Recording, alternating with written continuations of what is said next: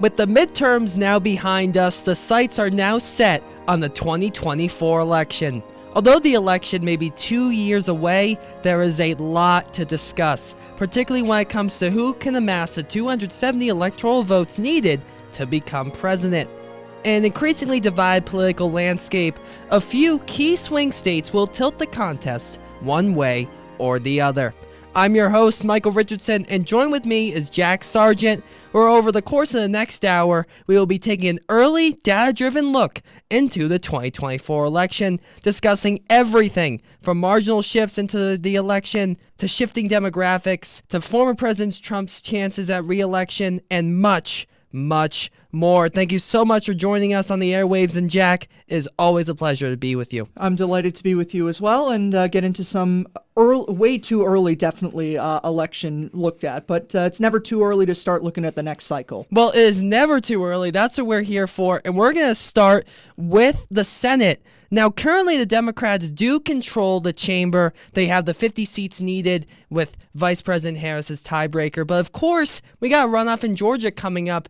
And as of this recording, it's roughly 1 week away. It takes place on December 6th. Let's start talking about that. So in the election just a few weeks ago, Warnock was ahead by roughly 40,000, 40,000 votes ahead of his Republican challenger, Herschel Walker. Now, this is a state that did cost the Republicans the Senate in 2020, where both David Perdue and Kelly Loeffler lost their re-election chances. That tilted the chamber to the Democratic side. Now, this is just my opinion, but I think heading into December 6th, the fact that Democrats currently control the chamber does actually favor Warnock. I think Georgia has become more of a purple state. I think we could see a 51-49 Democratic majority. Yeah, Georgia certainly has shifted very much toward the Republican side, and it is very much a purple state at this point. You mean the Democratic side? Oh, yeah, sorry, Democratic side. Thank you for the fix there. And it's difficult to gauge how this special election is going to go, because if you look back at history, in 2008, after the Democratic landslide overall, Georgia went to a runoff. The Republican incumbent in that race was Saxby Chambliss, and he was 3 points ahead of his Democratic challenger, and that was the point where Democrats had secured 59 seats up to that point. So at stake for the Democrats at that point would have been a supermajority in the Senate, filibuster-proof majority there. Saxby Chambliss did end up going on to win that special election, and it ended up not being close as turnout was significantly down from 2020. From the 2008 presidential election and the Senate election, which was alongside of that. So it's difficult to gauge, but I think that you could see a very motivated Democratic base in Georgia last time, in addition to, and we'll get into the issues that the Republicans had on their side, but Democrats also ran very heavily on the $2,000 stimulus checks, and that was certainly very instrumental in getting Warnock and Ossoff, the two Democrats in there, over the top in Georgia. And the motivation for the Democrats this time is likely going to be the opportunity to take another vote away from the two Democrats, moderate Democrats, Senators Sinema and Manchin, who have been holding up filibuster reform. So that could be the motivation there. And obviously for the Republicans, it's to prevent an outright majority in the Senate for the Democrats and leave it as just the 50-50 with Vice President Harris breaking the tie. Well, certainly Vice President Harris is hoping for Warnock to win so she can leave Washington on a few key votes. But I think a lot of what you said is true. I do want to talk about turnout. You talk about 2008 with Georgia. That runoff, I think, was a bit of a different case. Turnout was just so much lower. And in 2020, it was lower than the general, but it wasn't quite that level. I would expect, now look, midterms traditionally are lower turnout than presidential elections. This midterm, although the full numbers aren't in yet, it was lower than the presidential level. I saw roughly 107 million House ballots have been counted, and if that's what the majority is, that's substantially less than the presidential level in 2020. But I will add, I don't know if turnout's going to really play a massive factor in Georgia. Again, I think that Warnock is just so benefited by the Atlanta metropolitan area, by Savannah, by Athens, where Fulton and DeKalb counties in particular side so overwhelmingly towards the Democratic Party. We're talking over 50 points. That's what allowed President Biden to take the state by roughly 11,000 votes, 12,000 in 2020. That's what gave Warnock and Ossoff the edge. Not nearly that close, but still relatively close. I think it's going to be a similar scenario here. That being said, I would not discount Walker entirely. Again, I think the odds are in Warnock's favor. But Walker certainly is campaigning with a lot of talk about inflation. That's a huge issue. We saw that as a huge issue in the midterms. A lot of the reason why the Republicans took back the House. And Georgia still, I would consider it a purple state, but it was one of the most solid red states for a long time, the solid South, right? So anything's possible. I think anything's possible, but again, I think it favors Warnock here. And I think one thing to also mention, just to wrap up Georgia, is the Democrats do have a very good turnout operation down there in Georgia. You mentioned the counties around the Atlanta metro area. But I think one thing that would very much benefit Herschel Walker is to run on, and you mentioned inflation, running and making this race about inflation would very much benefit him in this facet, because you saw that with the Republicans that did well this midterms, and the Republicans overall underperformed. But, just taking, and this is a different state, so maybe it's comparing apples to oranges, but you saw Lee Zeldin in New York run heavy on crime, and he ran a very close race to Kathy Hochul. So picking that one issue that's important and running on that and making that race about that could potentially be very beneficial to Herschel Walker if he hopes to pick this seat off. Well, you mentioned the Georgia turnout operation, and I think a lot of people would consider former minority leader of the Georgia House of Representatives, Stacey Abrams, to be one of the key factors in increasing that turnout operation. We saw in 2018 the gubernatorial race where she lost to now Governor Kemp. It was Secretary of State Kemp then by roughly 50,000 votes, I believe it was. It was pretty close, but she lost by 8 points roughly in this election. So maybe that fares better for Walker. I wouldn't quite say that, though, because you did see a lot of ticket splitting. Brian Kemp was able to avoid a runoff. He got roughly 53% of the vote. Of course, Walker got roughly 49%. Could not avoid that runoff. We're still going into one in December. But this is a state, again, I would consider very much purpling, like Arizona. I think Georgia and Arizona are going to be the really big states to keep an eye on. There's some of them. But we'll just have to see. I think Georgia's going to be a very interesting story. Certainly not as interesting a story, I think, as if it did control the balance of power, if this runoff really did turn into the one that determined the balance of power in the Senate. But still, anything can happen. I think regardless, it's going to be a close race. There's a decent chance it's not even called on December 6th. I would agree with that. And you mentioned that this isn't as interesting as if it would have decided the Senate outright. And that underscores how critical it was that Senator Catherine Cortez Masto pulled out a very narrow victory in Nevada, because it gives the Democrats the leeway. Sure, you don't want to win this election, but it's not going to hurt as much if you lose this seat as opposed to if Cortez Masto would have lost in Nevada. Well, I think it's a great transition to sort of talk about former President Trump's chances in 2024.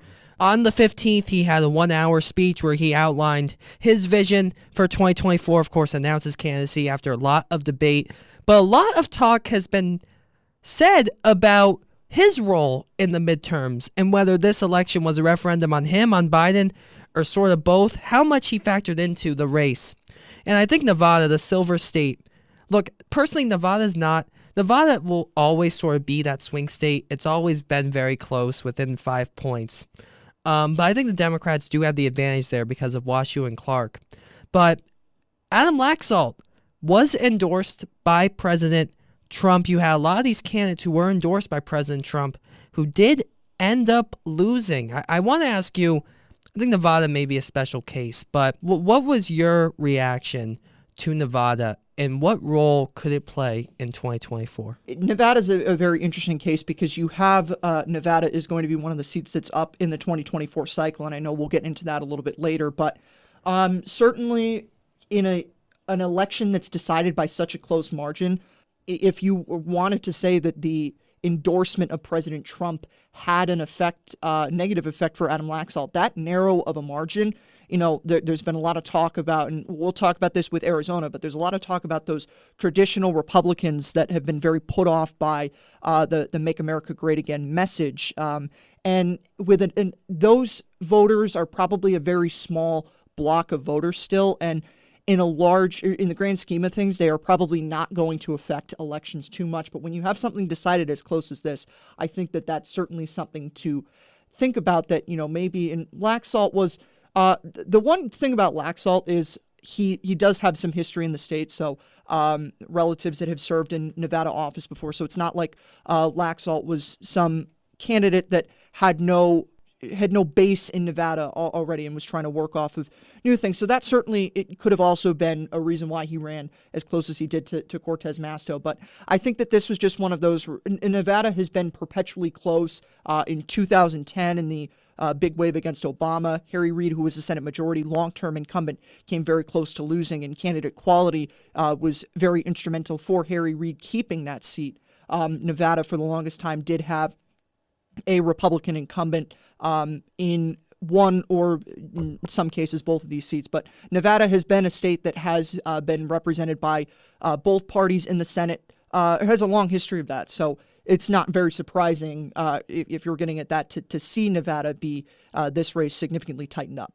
You kind of touch on it. I do think incumbency advantage is something to keep in mind here. I think Masto, as an incumbent in a state that has sided with the Democratic Party for the past several presidential elections now, I do think that did fare against Laxalt. But we did see a lot of open seats, such as in Pennsylvania, that were up for grabs. I think that's a perfect transition to Pennsylvania, where let's talk about the Senate race there. Now, John Fetterman, the lieutenant governor, former mayor of Braddock, did end up beating TV personality and Republican nominee, Dr. Mehmet Oz. Now, for me, I remember talking about this a lot with you. I really thought that the big thing to keep an eye on in this state, because Pennsylvania is interesting. Used to be a blue wall state, of course, side with President Trump, and then 2020 side with President Biden, by roughly 100,000 votes, I think it was. But the big thing for me was Erie County. Now, Erie County is in the northwest, part of the state. And this is a county that sided with President Trump, but then sided with President Biden in 2020 and sided with Fetterman by roughly 9 points. And I thought that county could serve as a bellwether for the Senate as a whole. And it did end up being that. Erie County was heavily affected by deindustrialization in the 1980s. You still see that now. Those voters do tend to lean conservative. But I think that it's so important. We talk so much about Allegheny. We talk so much about Montgomery and, of course, Philadelphia, Bucks. But this was a race. I gotta be honest. It was not as close as I thought it would be. And I do think a lot of that is candidate quality. What are your thoughts? Yeah, I would very much agree with that. John Fetterman, and the Republicans certainly tried to brand John Fetterman as a sort of extremist type candidate, and he is a progressive, and he did run a progressive campaign. But I thought that John Fetterman was an exceptional quality candidate because he does have that Western Pennsylvania roots to him. He was the mayor of Braddock before he was a lieutenant governor, and he appealed to those working class industrial voters and had a very populist appeal to him. And the country's been in a very populist mood. Donald Trump rode that populist wave that's in the country to victory in the 2016 election. And we'll talk about that a little bit later. And I think that was very beneficial for John Fetterman. And I'll say, I don't want to, get too bogged down on the health thing, but I think that this race could have potentially been a lot more in favor of Fetterman had he not had his health issues and the debate performance that certainly took some away from him, and that he did see a drop in the polls. But ultimately, I think candidate quality was one of the major factors for this race, but also Republican turnout in this race in Western Pennsylvania was significantly down. If you go and look, you see those counties in Western Pennsylvania, a lot of them, you see shifts to the right. Now, maybe those are marginal shifts, but even still, those counties that you had President Trump running up big margins in, Oz underperforming there, that's certainly very instrumental, could have been very instrumental as to why John Fetterman was able to win this race. But I think Fetterman, exceptional candidate, even though he is a progressive. I think that I always thought that would be more beneficial in this race because he did have the Western Pennsylvania appeal, and then he was also the incumbent lieutenant governor. So had office experience towards him, heritage in the roots in Western Pennsylvania, and then also Oz had many problems. Fetterman attacked him very much on being a carpetbagger from New Jersey, living in New Jersey, and the fact that he's a New Jersey resident running as a senator, running for Senate in Pennsylvania, I think certainly did play a factor in his defeat there. And ultimately, I think that this was, there's several races that Republicans fumbled due to candidate quality. I think that this was one where Democrats had a very big advantage in terms of candidate quality. It really is so interesting to talk about. Yeah, I don't want to get too much into the health issue, but debates really since 1960 have been a new thing. It's been such a really interesting facet of American society to talk about the impact of a debate. And I think that the Fetterman-Oz debate really did bring up the question of health in a Senate election, in a big national election like this, or at least one that was on the national stage. And to see that voters still did side with Fetterman, I do think the debate did make it much closer than I think the Fetterman campaign would have wanted, but debates just, it's so interesting to look at because they now have such a place in American society and they can tilt the election one way or the other. But frankly, I think I read this really good piece in the Times recently. I believe it was by Ezra Klein, who had a really good point where Fetterman, regardless of what you feel about him, he is, he claims he's that 51st vote on his Twitter. And that's very much what he will be. He'll be a Democrat who goes in there and sides with that side of the chamber at a majority of the time. That's exactly what he's going to do. He's going to go for those progressive legislation ideas that a lot of that side of the country wants, what the party wants in the Senate. And I think it's similar with Oz, but I just think Pennsylvania, it's important to realize this was considered a blue wall state for a long time. President Obama won it in 2008, and he also won it in 2012. So it could be sort of transitioning back to that blue wall territory. But again, it is affected by the Rust Belt, a lot of coal in Pennsylvania. There was a lot of talk about fracking. The fracking issue is huge. Talk about even Biden has talked a bit on it. But yeah, this was a very interesting race, and one that was not as close as I thought it'd be, but I think really highlighted candidate quality in this election. Is there anything else you want to talk about in Pennsylvania? Yeah, and I think there's one other point that I would like to bring up is, you mentioned John Fetterman, the 51st vote, and a drastic change from the incumbent Pat Toomey, who is, Republican, not a moderate Republican. Pat Toomey is a conservative. And so you're replacing a conservative Republican with someone like John Fetterman, who's very open about his siding with the progressive ideas. But another thing that I think is really interesting to bring up about Pennsylvania is this is the first time that it is represented by two Democrats since the 1940s. And this is a state that, this one for the Republicans, losing this Senate seat really, really should sting them, because this is a seat that they've had hold on for the majority of the last 50, 60 years. You go back to, this seat was represented by Arlen Specter for a very long time. He switched to become a Democrat, but after Arlen Specter was defeated in the Democratic primary in 2010, you had Pat Toomey come in on the the wave against Obama in 2010, which swept Republicans to the House majority there and gave them some big victories in the Senate. And so, this is a seat that's been in Republican control for a very long time. Pennsylvania, going back to the turn of the century, Pennsylvania was a two Republican state. You had Rick Santorum with Arlen Specter. So I think that, Pennsylvania's a state that is going to be close for a while. And I don't really think anybody sees Pennsylvania not being close, but the Republicans have also had a big problem, and we'll get into this a little bit more later, but Republicans have had a big problem winning statewide races when Donald Trump is not on the ballot. And that's something that you saw here. You also saw that in 2018 with Republicans losing the Senate election and the governor election in 2018 to incumbents by big margins. So certainly something that Republicans are going to have to think about is they have a major disadvantage, as it seems, with performances when Trump isn't on the ballot. Now, I do want to ask, so the Pennsylvania Republican primary took place a few months ago, and Mehmet Oz did beat David McCormick by roughly 1,000 votes. Do you think if McCormick was on the ballot against Fetterman, not Trump endorsed, at least in the beginning, do you think McCormick could have emerged victorious and kept this a 1-to-1 Senate difference for Pennsylvania? It wouldn't be the first time since 1940s it's both Democrat. It's always difficult when you bring in those counterfactuals, but I think it would have been much easier because, again, Oz had several flaws to him. I don't know how much of it played a factor, but my personal opinion is I don't think Dr. Oz's celebrity status did him any favors in there, and also I mentioned the carpetbagger issue.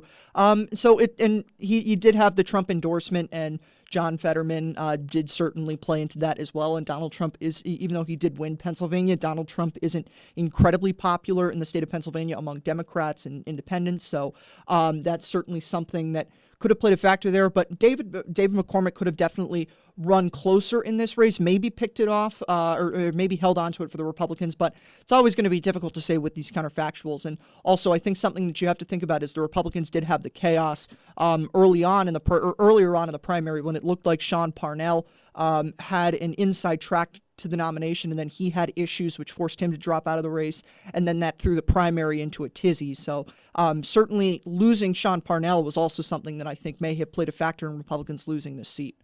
No, absolutely. Now, in the Keystone State as well, one race that we didn't touch on was the governor race. Now, Josh Shapiro, the Democrat, did end up beating Doug Mastriano, the Republican, by double-digit margins. And I think a lot of that was because Mastriano was considered so extreme, very much that far-right candidate. And I sort of want to transition because I think that extremism was present so much in Arizona, particularly in the gubernatorial election. I think there are a lot of parallels here. Now, Carrie Lake, the TV news anchor, did end up losing by less than a point, roughly 17,000 votes, to Democrat Katie Hobbs, even though Hobbs was trailing in the polls. And I think this race in particular is a really solid example of the former president's impact on the midterms, because Doug Ducey, the current Republican governor, very well liked, and Taylor Robson was, I believe, his endorsed candidate. She was endorsed by former Vice President Mike Pence, and they were even campaigning on the same day, him and former President Trump. If Taylor Robson did end up winning that primary, she lost by roughly 4 points. I do think she might have won the gubernatorial race in the Grand Canyon state. But with Lake was, I think, labeled so extreme by the Hobbs campaign, by so many Democrats in the state. Even Liz Cheney said she would vote for the Democrat. I think Arizona has taken that sort of, it is again purpling. I think it has gone more towards the Democratic Party over the past several years.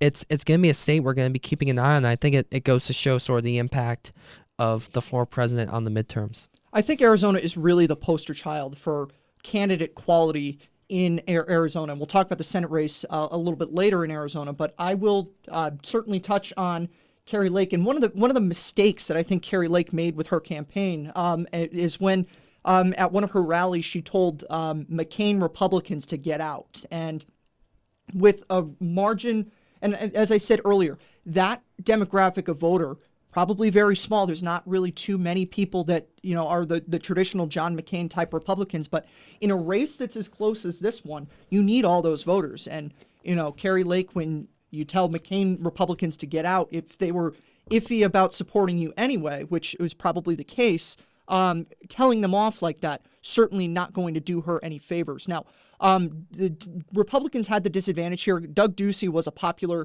relatively popular incumbent. You go back to 2018.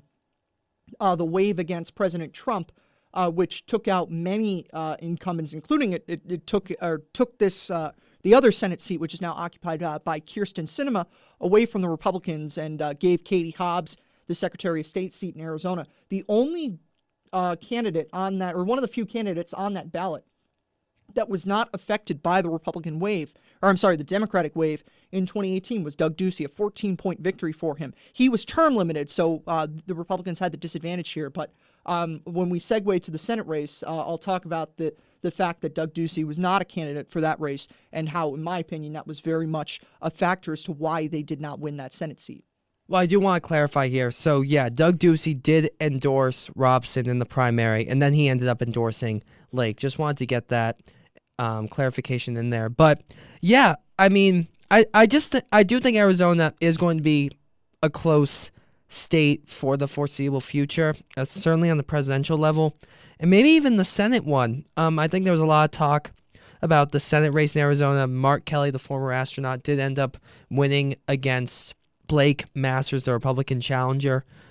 But this is a state where it was so Republican for a long time. You mentioned John McCain, very much John McCain territory. And even his daughter, Megan, mentioned to Lake, maybe you shouldn't have made fun of McCain voters, because that's what she did end up doing. She pretty much told them to get out. And I think that ended up hurting her. I think that the former senator, the late senator, still has an impact in the state, particularly in Sedona, where he's from, and really across the Grand Canyon state. But I keep saying this with Arizona.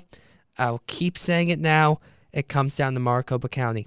It all comes down to Maricopa County, where Phoenix is, one of the most populated counties in the entire country, top 10. Whoever ends up winning pretty much ends up winning the state. And Arizona has Arizona is one of those states that is one of the sort of microcosms of the United States, right? Because there are so many different demographics that really sort of show the diversity of this country. And they lean, one way or the other, but every person has their individual vote. And to sort of see those demographics go out, see that sort of marginal shift in Arizona over the past several years, where President Trump was able to win it in 2016 quite comfortably and then lost it very narrowly in 2020. And we see someone like McCain, who had such big support during his time as senator, and now both Senate seats are occupied by Democrats. It's a fascinating shift. And I don't think it bodes well for the former president. And I think the Arizona, and this is a perfect segue to get into what I wanted to get to, I think that the Arizona Senate seat was probably the biggest one that was fumbled by Republicans this midterm cycle, because I mentioned Doug Ducey, the incumbent governor, relatively popular, won by a very good margin in a Democrat +7 national environment, still won by 14. And as I said, down ballot in that race, you had Martha McSally be defeated by Kyrsten Sinema. You had Katie Hobbs take control of the Secretary of State office. Doug Ducey won by 14 in that type of an environment. And this was a seat for the longest time that it was kind of just assumed that Doug Ducey was going to run for it. But then you had the 2020 election come around. Obviously, the former president contested the results in Arizona. Doug Ducey certified those results and became persona non grata among the former president. And I think that was the former president went after Doug Ducey very heavily as a result of him certifying that election, and took a candidate who would have, I'm not going to say a guarantee because nothing's guaranteed in American politics, but would have had an extremely good chance to take this seat away, and took him out of the race. Doug Ducey was not a candidate for this seat. It's not like he ran in a primary and lost or anything. Doug Ducey was not a candidate for this seat. And Doug Ducey would have been very difficult to beat for the Democrats. A big infrastructure already established for him, two-term governor, popular, elected by a good margin in 2018. And the Republican wave was certainly down here. It was not a Republican wave, but with the candidate quality that you had with Doug Ducey, I think that him being a candidate in this race,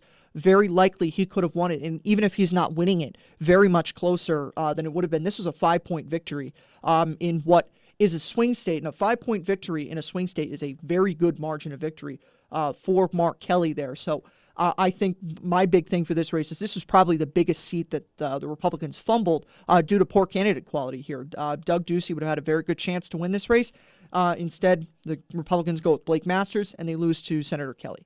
I do think, certifying the election, that's obviously something that the former president talks a lot about in anger of. He still says that he believes he won 2020 and that he's had the same anger towards the Georgia Secretary of State, Brad Raffensperger, who also just won in this year's election over in the Peach State.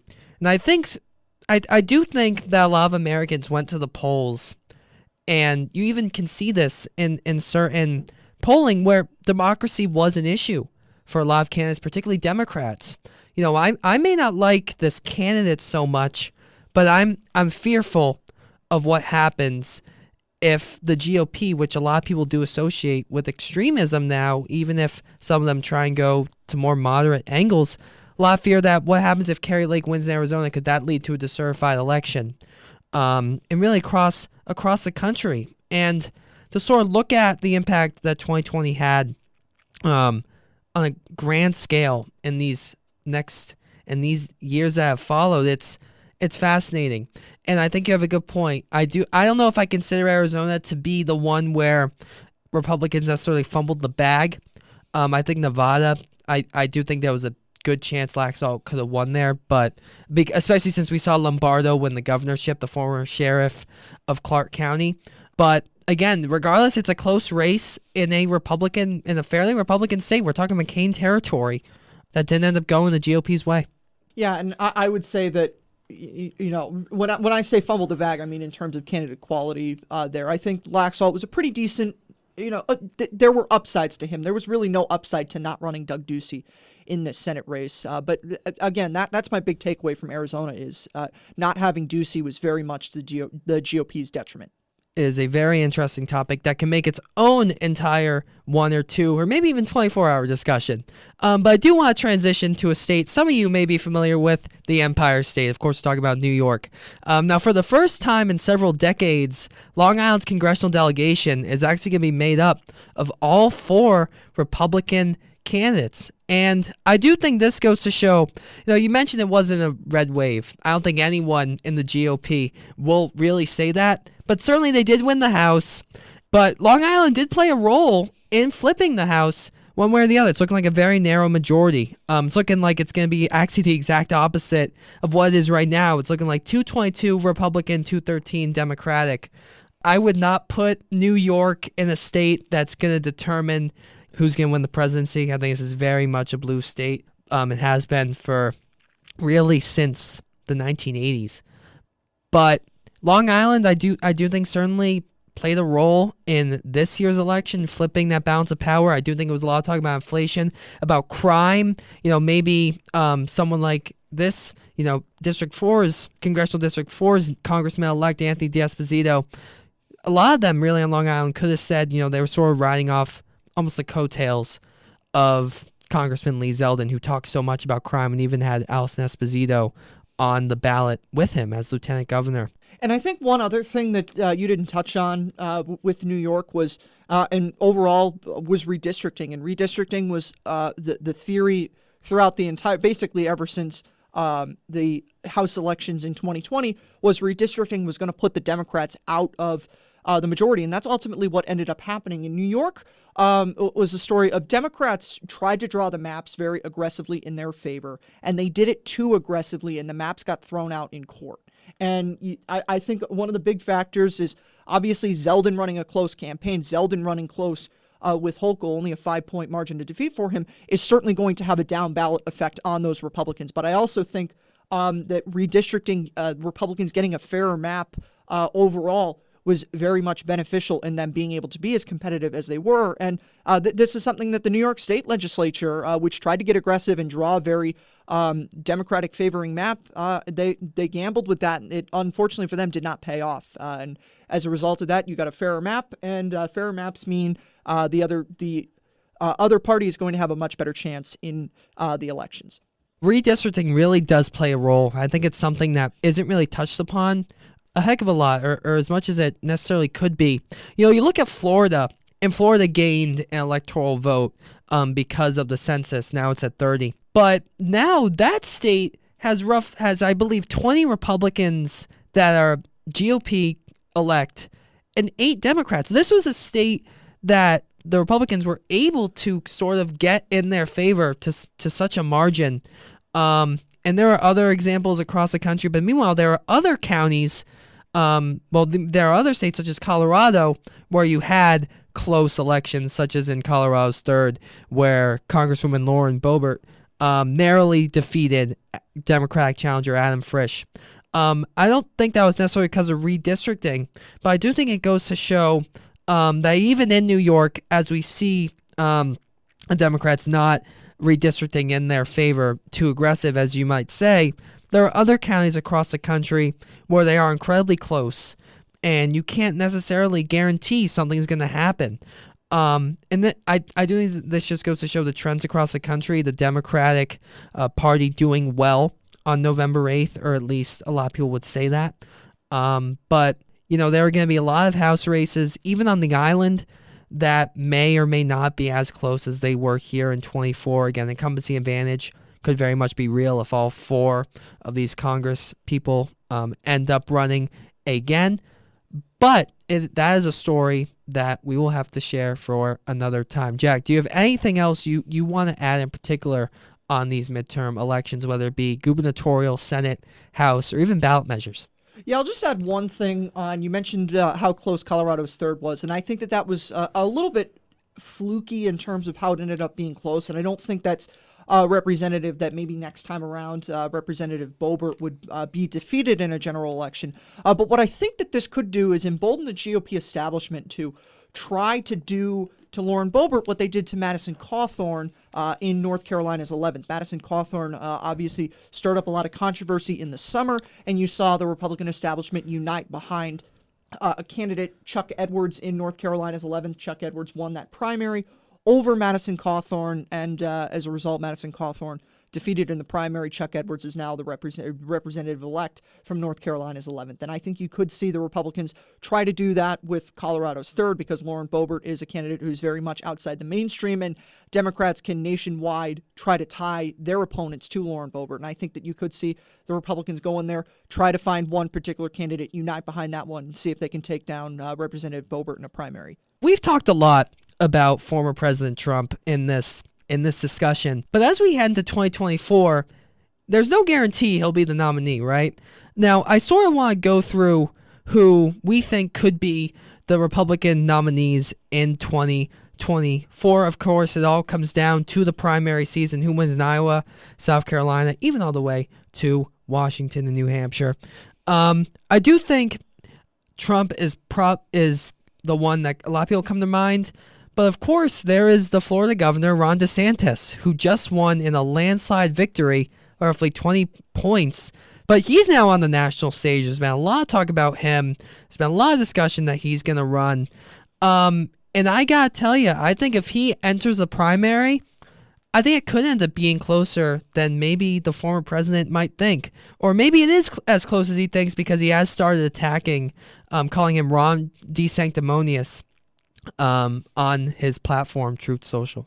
Yeah, I think Ron DeSantis is someone that the Republican establishment very much wants to run against Donald Trump because he is from Florida. Florida is obviously very critical to the Republicans' chances of winning, and he's more of a mainstream Republican. A lot of people have described Ron DeSantis as someone who has Trump policies, but it is a lot easier to stomach for those swing voters. So, I think Ron DeSantis is someone that the Republican establishment very much wants to run against Donald Trump. I have a very difficult time seeing how President Trump loses the Republican primary because you only need to win a plurality of the vote in the primary to get the nomination. And as we saw in 2016, Donald Trump is very much able to focus on a candidate and take them out. He did that in 2016. Or in the 2016 presidential primaries, going after Governor Jeb Bush, Marco Rubio, Ted Cruz, John Kasich, all of them. And I think that, Donald Trump is going to be very aggressive on a potential debate stage going up against Ron DeSantis.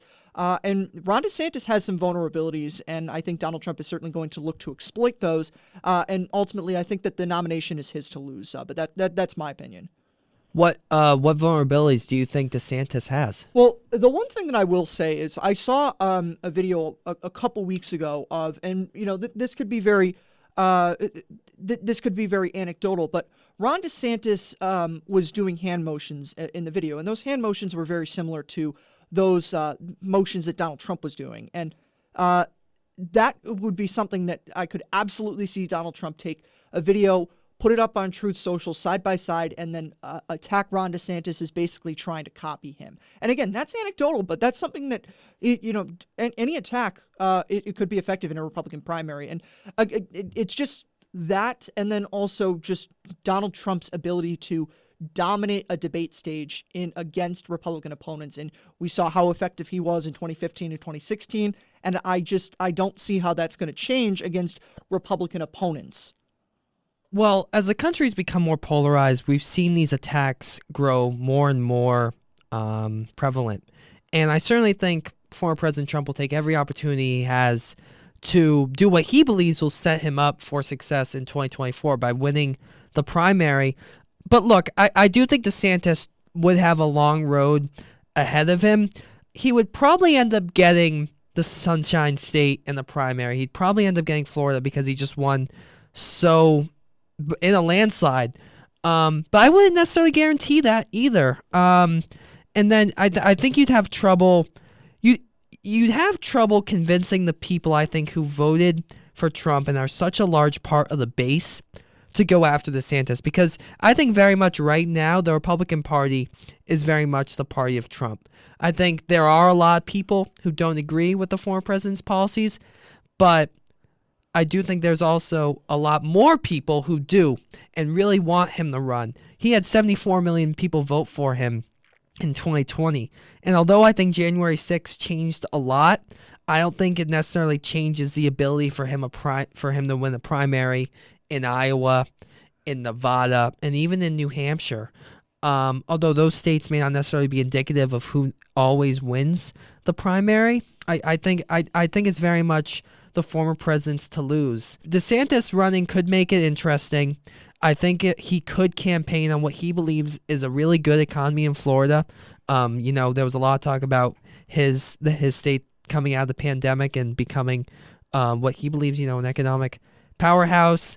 Obviously, liked enough to win by 20 points and even succeed in Miami-Dade County, which is something I did not expect to see so shortly within such a small span of time. This is a county that changed 20 points over the course of 6 years, from very Democratic to now, I wouldn't call it Republican, but it did side with both Marco Rubio and Ron DeSantis by over 50%. So this could be a very interesting primary. Now, that being said, I think there are other people who come to mind. Pence, who's now sort of going around advertising his new book and talking about saying that he hopes there are better options in 2024. That better option could be him. There's Liz Cheney, who could run, maybe Chris Sununu, the governor of New Hampshire, but I do think it's Trump's to lose very much. Yeah, I would say there's very few candidates that in a Republican primary, and maybe in a general election they'd have success, but in a Republican primary, I think it's very difficult to see. At least for me right now, it's very difficult to see Trump not winning this primary. On the Democratic side, do you think it's Biden's to lose, or do you think someone else could come and take it? No, I think it's Biden's to lose. I don't. Biden's an incumbent president. An incumbent president has never been defeated in a primary before, and Biden is entrenched right now. If he runs, the party's going to unite around him. Maybe he gets a challenger from the left, but I don't think it's going to be Bernie Sanders. And I think if he does get a challenger from the left, I think that candidate would be drowned out by the resources that Biden has, and Biden will ultimately get the nomination very easily. So I agree with you. I think it favors Biden. I think it's highly unlikely. He has stated his intent to run. That can change as time goes on. But I do think within the next 6 months, if he announces he's running, certainly Vice President Harris isn't going to run. Gavin Newsom, the governor of California, has already said he's not going to run. There's been one person I think is interesting is, of course, the former Secretary of State, Hillary Rodham Clinton. There's been a lot of talk about her running. She did say in a CBS Evening News interview this year that she also would not run. And I don't think if Biden's on the ballot, she would, because I think that the Democratic Party right now is very much concerned with beating former President Trump. Biden has shown he can, and I think they'd reelect him in the primary. At least the Democratic voters would reelect him in the primary, even if they may prefer someone like the former Secretary of State. Yeah, I think running Hillary Clinton would be a mistake. She's already lost to President Trump.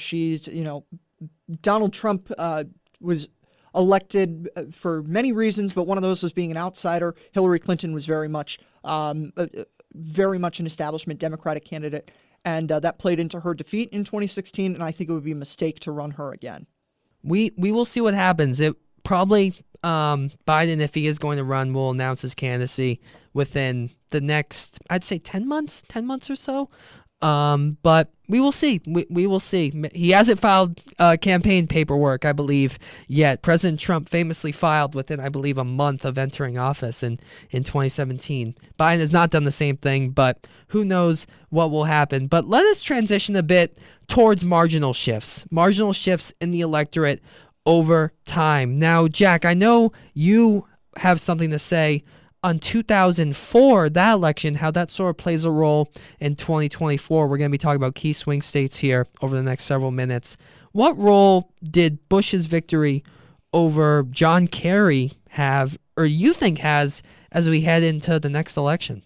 Well, 2004 is the model for me because that was the last time a Republican president won the popular vote. And it's the formula for how Republicans were able to win the popular vote. And I'll get into the discussion a little bit later with the popular vote, but I'll spoil it right now. I don't think it's possible right now in this current environment for them to win the popular vote. But looking at some of the key states that were won by George W. Bush in 2004. Obviously, he was from Texas, a former governor of Texas. So Texas was a very good victory for him, a 23-point margin of victory for him in that state. Texas has been a state that has been narrowing up consistently since President Trump has been on the ballot. It was a 9-point victory for him in 2016. So you're talking about a very big shift from Bush or away from the Bush margin to the Trump margin. Still a comfortable victory for him, 9 points, but especially if you're talking about that popular vote there, very much something that cut into the chances of Trump being able to win the popular vote in 2016. And then it was a 5.5-point victory for Trump in 2020. So you're seeing big shifts in Texas, another state that Bush won, that Trump won both times, but is going to be very critical. The Republicans have no path to victory without the state of North Carolina. George W. Bush won that state in 2004 by 12 points. Donald Trump in 2016. Now, this was a state that McCain lost in 2008 and shifted back to Romney, but President Trump built up a better margin than Romney. Romney won it by 2 points. President Trump won it by just under 4 points in 2016, but it shifted, was much closer, just under 1.5 victory for Donald Trump there. So, another one of those big population states, a big shift away from 2004. So if you're looking at how the Republicans lost the popular vote in the 2016 and the 2020 election, two states to look at right there, Texas and North Carolina. Their margins were significantly less than they were for George W. Bush. Looking at other states that the Republicans have lost in elections since 2004 that George W. Bush carried, Virginia, the big one. Bush carried it by 8 points. He carried it by a comfortable margin. Virginia's, no longer a swing state. Virginia, as Michael said, Virginia not a swing state anymore, but Bush carried it by a comfortable margin. Difference of 13 points between 2004 and 2016. Hillary Clinton won Virginia. Her running mate was a former governor and incumbent senator from Virginia, but she won that state by 5 points in 2016, and then President Biden won it by 10 points. So you're talking about an 18-point shift in Virginia. Colorado, another one, no longer a swing state, but it was a state that Bush carried twice. Bob Dole even carried it in 1996. So long Republican history in Colorado is gone, but Colorado was a 4.5-point victory for the Republicans in 2004. It was just under a 5-point victory for Hillary Clinton, but in 2020, big expansion of the margin, 13.5 points in favor of President Biden in 2020, and that was another state that was very instrumental to handing the Democrats the popular vote. And popular vote is important in terms of maintaining faith in the Electoral College, because the more races that you have, the more instances where you have the candidate who wins the popular vote not winning the presidency, the more the faith is going to erode in the Electoral College. And this isn't an Electoral College debate, but then you also look at a state like Georgia. That was another one. President Bush carried that by a 16.5-point margin. In 2016, Donald Trump narrowed up. He still carried it by 5 points. But then this time you see it shift to President Biden. Arizona, same thing. Bush carried it by 10.5 points. 2016, it was very close for Arizona standards, 3.5-point victory for Trump. And then Joe Biden carried it in 2020. And then one other thing that I want to touch on with this, how Republicans were able to win the popular vote in 2004, you had in the states that George W. Bush lost, most of them he was competitive in. Even California, a Democratic stronghold now, he lost it. And he lost it by pretty sizable margin, but it was a 10-point margin of defeat for him, whereas it was a 30-point margin of defeat for President Trump in 2016. So that's a major shift that you're talking about there. So that's really, when you look at the marginal shifts, that's what has cost Republicans the popular vote. And as you see, Texas shifting away from the Republican Party, North Carolina shifting away from the Republican Party. I'm personally of the belief that Texas is not going to go to the Democrats in 2024, but North Carolina is going to be very much up for grabs. And as I said, North Carolina, Republicans have no path to victory without North Carolina. And if they're losing North Carolina, it's going to be very difficult to see how they're winning Georgia and Arizona. And that doesn't even get into the difficulties with them taking back the blue wall states. Yeah, there's a lot to touch on. I do think shifting demographics make a state like Texas, like Arizona, like Georgia, so fascinating to look at and maybe less in favor of the Republican Party. I would agree with you. I don't think Texas, I think it will be considered a battleground in 24, but I don't necessarily think that the Democratic Party will win it. But we'll see. I mean, a lot of it does come down to the economy at that time. A lot of people are saying there'll be a recession. If the recession's as bad as some may predict, that could maybe shift it more even towards the Republican Party than it has been, at least in the last election. But I will say this. I mean, nothing's guaranteed. Let's say it's hypothetically Trump versus Biden again in 2024, right? I think there are some states that I don't think Trump would necessarily have a good chance of winning in. I think those are Minnesota, New Hampshire, Colorado, and Nevada. I don't see a path for him winning those 4 states. I just don't see enough people going to him after what happened on January 6th, after his actions after the election, and particularly since in the midterms, those states sided with the states that were competitive in the Senate side with the Democratic nominee. But I also do think there's no path to victory without North Carolina, and I think that could become very competitive in 2024 if Biden is able to get his message across, is able to really turn out people in Wake County and really across the urban areas of the state. But there are some other states here that are fascinating. I also don't think there's a path for the Republicans without Ohio.